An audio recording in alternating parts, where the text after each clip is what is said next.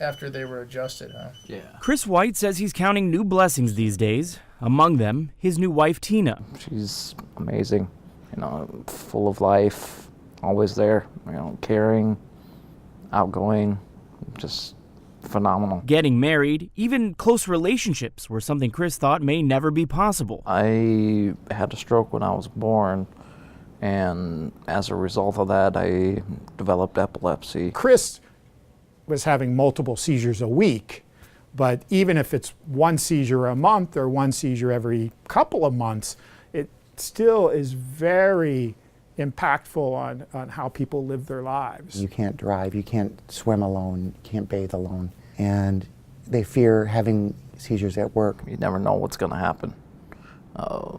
If you're even going to be able to maybe leave the house. 2/3 of epilepsy patients respond well to medications for controlling their seizures. They affect how electricity runs around the brain, and obviously epilepsy is a form of bad electricity in the brain. There's roughly 30 medications that are available currently. Unfortunately, none worked for Chris, so a team of specialists at Mayo Clinic looked for other solutions to help him. For medically refractory epilepsy, the standard of care is brain resection. Resection means cutting out the area of brain where the seizures originate. By putting electrodes directly in the brain, we identified where his seizures were coming from. It was coming from an area just below speech in the insula. While it might alleviate the seizures, the patient would be left with speech problems or motor problems or visual problems, language problems. Since surgically removing the source of the erratic electrical signals was too risky, the Mayo Clinic team decided to try to suppress them with continuous mild brain stimulation of another kind. We deliver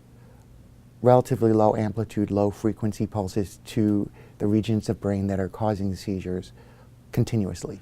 And really he had no other good options. The device that we actually technically implant is typically used for pain, for spinal cord stimulation. For Chris, the results were immediate. Except for one episode triggered by a car accident, he's had no more epileptic seizures. It's a pretty powerful therapy, we think. Mayo probably has saved my life. We're unaware of anybody being treated this way anywhere else. But at least here the number is less than 20. It's right at about 18. Which brings us back to Chris counting blessings, and not just his own. Overly ecstatic that I'm able to partake in something like this that hopefully can help someone else, not just me. For the Mayo Clinic News Network, I'm Ian Roth.